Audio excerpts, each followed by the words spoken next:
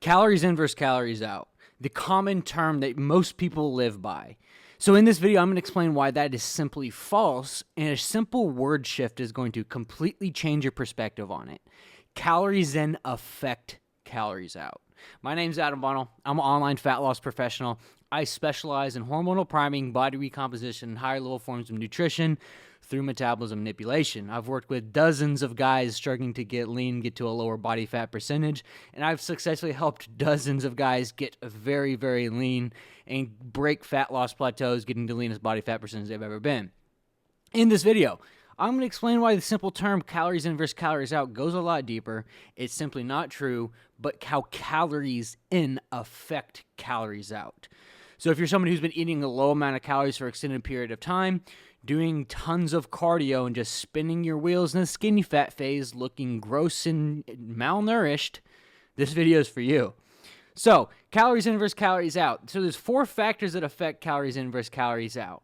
Your BMR, your thermic effect of food, your NEAT, and your exercise activity. So these are the 4 things that affect calories out, right? You can think of those as energy out, right? So your BMR makes up 60% of your entire metabolism. Breathing, blood flow, sleeping, organ function, basically keeping you upright and keeping you alive, right? So as you start to lower in calories, one, the BMR is going to save the calories that you are eating to supply essential body functions, to keep the body alive. This is the body's main survival mechanism in food times of scarcity, is to downregulate everything in the form of your metabolism and burn less foods at rest, so you can save yourself from basically starving. Think about in prehistoric times when you eat a meal every 2 days or whatever it may be, and we don't know when you're going to get your next meal. So the body is a lot smarter than you think. It's actually 10 times smarter than you'll ever be. And understanding it and knowing these certain key factors is going to help you, one, play a role in actually understanding the body and being able to get to a body fat percentage that you want to. Because think about in prehistoric times, you don't know when you're going to get your next food and your next meal, and your body starts to downregulate all of the metabolic structure because it thinks that it's going to starve. It wants to savor that energy. It wants to save the energy so in case that it starts to starve. So not only, one, once you start to lower calories, does the BMR start to savor the calories that you eat to supply essential body functions, which makes up 60% of your metabolism. But a lot of guys in these cases, they try to cut carbohydrates. So carbohydrates are your main fuel source of energy right? And so basically what carbohydrates do is they do a couple little mechanisms in the body. One is they support essential body functions. Like the energy source of carbohydrates supports essential body functions. They reduce adrenal fatigue. They reduce inflammation. They reduce cortisol levels within the body. And so all these certain key factors come into play when you're actually talking about calories in versus calories out. Because if you're getting less calories in, then you're going to get less calories out in the form of your BMR, right? So with the thermic effect of food. So the thermic effect of food is the actually calorie conversion digestion process that the body takes to actually break down food. So protein has a 30% thermic effect, which means that 30% of the protein you eat gets broken down in the calorie conversion digestion process. Carbohydrates have about 8 to 10% thermic effect, which means that 8 to 10% of the calories you eat from carbohydrates get broken down in the thermodynamic process. Then fats have a 0 to 2% thermic effect, which is super low, but they're also the highest valued calorically macronutrient, right? Which means they have 9 calories per gram. So think about it like this. If you're eating less food, you're getting less of a thermic effect from food, right? Because the percentage-wise goes down, right? So not only does your BMR, as you start to diet for long periods of time, does your BMR start to lower in times of food scarcity, because what dieting is purposeful starving yourself, right? It categorized as purposely starving, right? To get yourself leaner, get yourself in better shape, or whatever it may be. So it's not only is it going to downregulate the metabolism, the less food you eat, the less, thermic effect of food that you actually have, especially people who don't really understand protein intake and understand how much protein intake they should have. So my clients all are given a specific protein intake of anywhere above 1 to 1.2 times their actual body weight, right? Because of the thermic effect of protein, right? Helps you burn more calories just digesting food, right? Now, the third thing is going to be your non-energy activity thermogenesis, your NEAT, right? So NEAT is actually one of the most powerful drivers of burning calories at rest, right? And let me explain why.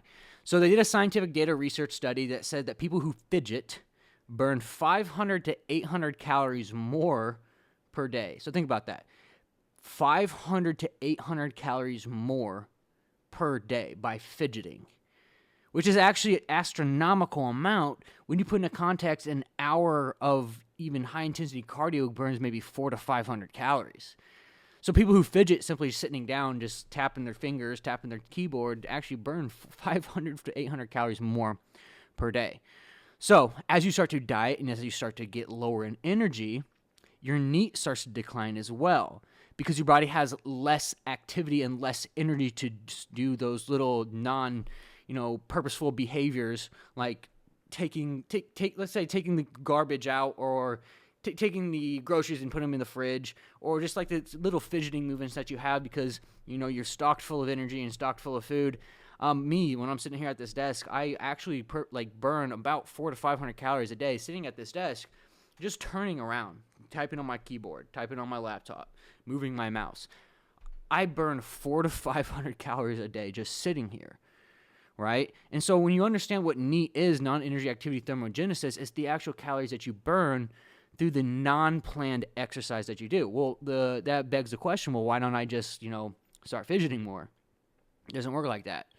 It doesn't work like that because if you start to actually focus on fidgeting and like move your body accordingly, and that's more of a planned exercise, which is exercise activity, right? And so, as you start to eat less food, you start to get less energy, which means that the NEAT starts to go down, inadvertently because your body doesn't have as much energy to do the little fidgeting movements. I mean, if you guys are listeners right now and you're under 2,000 calories, you can't tell me that you have great energy. You can't tell me that you have great energy to want to go and do X, Y, Z, that you want to, go and do extracurricular activities. Like, you're probably sitting there and you're probably, tired as hell, don't want to get up half the time because the only time you get up is to go to the gym and go do your cardio session, right? Because you're eating so little amounts of food that, you've just put yourself in an absolutely metabolic purgatory where you're just completely stuck. So the fourth thing is going to be your actual exercise activity, right? So I laugh a lot about with this one because people who come to me, they're like, oh yeah, like I do X amount of thing on the cardio, I burn 1,000 calories a day. Well, how much you long be doing that? How long you been doing that? I don't know, like a month, 2 months. You seriously think every single day for 2 months, your body's going to consistently burn 1,000 calories? Your body is highly adaptive, and it's highly adapted to any actual stimulus that you put on it. So, like, if you're burning 1,000 calories on day one of doing a high-intensity cardio, that second day, that number's already going to go down. A little percentage-wise, but over time, it goes down significantly because your body's adapting to the cardio you're doing, right? It becomes super adaptive to that stimulus of cardio. So you may, on the treadmill, may say, hey, you're burning 1,000 calories. But if you've been doing it for long enough, your body's, it's adapted to it. So you're burning maybe 50%, 60% of that still. So the thing is that people don't understand the calories in versus calories out part, right? They don't understand that the calories in affect the calories out, right? The calories that you eat affect the calories that you put out, right? And that's how your metabolism works, right? And so how do we fix this? So how you specifically fix this is something called the energy flux, which is the total amount of calories flowing through your system at one time. So let's take this for example, and I put this in a lot of context for a lot of my clients as well. Think about eating 3,000 calories and burning 3,000 calories, right? On paper, burning 3,000 calories. You would think it was the same as on paper eating 2,000 calories and burning 2,000 calories, right? No, because one, if you put into context BMR, thermic effect of food, NEAT, and exercise activity, burning 3,000 calories means that one, your BMR is going to be higher because your body's going to want to burn more food the more food that you eat. Your thermic effect of food is going to be higher because you're eating more volume of food, which has a higher thermic effect. And then your NEAT's going to be higher because you have more energy to do all of the as such. And then as well with exercise activity, you obviously have to increase that as time goes on as well. So there's a thing called energy flux, which is eating more and doing more, right? Eating more food and doing more activity, right? eating more food and doing more cardio, right? Instead, people have this false fallacy that it's just a linear direction, that you just have to eat less and do less, or eat less and do more. And that's simply just not true. And that's why people get stuck in a fat loss plateau for absolute months, and you start degrading muscle tissue, right? Because when you put the body in a hypercaloric state for an extended period of time, not getting an adequate amount of protein in, one, it wants to go catabolic. Your muscle starts eating itself, which even puts you in a worse position metabolically, because muscle tissue is highly glucose absorbent and highly calorie absorbent, which means that, it takes a lot of calories to sustain muscle tissue. So as you start to lose muscle tissue, your body gets less adaptive to eating more calories, which puts you in a worse metabolic state overall, right? So overall, what I'm saying is that there's tons of people out there right now watching this video that have no idea what they're doing. No idea what they're doing when it comes to calories in versus calories out, and they think that it's just a one linear direction thing. So the science behind losing body fat goes a lot deeper than most people even believe, right? Most people believe that it's just like, do more, eat less, burn body fat, right? That is such a prehistoric mindset to have. You have to think of the actual science behind how the body works. Because if you don't put into context how smart the body is, it will outsmart you every single time. So if you guys like this video, go ahead and make sure to like, comment, and subscribe. I'm constantly posting new videos every single day.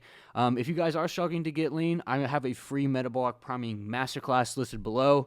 If you guys are wanting to work with me and see if it's a good fit for me and you to work together and join the community of dozens of guys that I currently work with that are absolutely shredded, there's going to be a link down below for you to sign up for a time one-on-one with me so I can kind of break it down. What I would want to do is simply break down where you're at, what you've tried so far, what's stopping you from getting there, and then I'll make you kind of a plan and a tailored, crafted situation for your job, for what you do, how active you are per day, and we'll see if it's a good fit for us to kind of work together and sit down and game plan it out.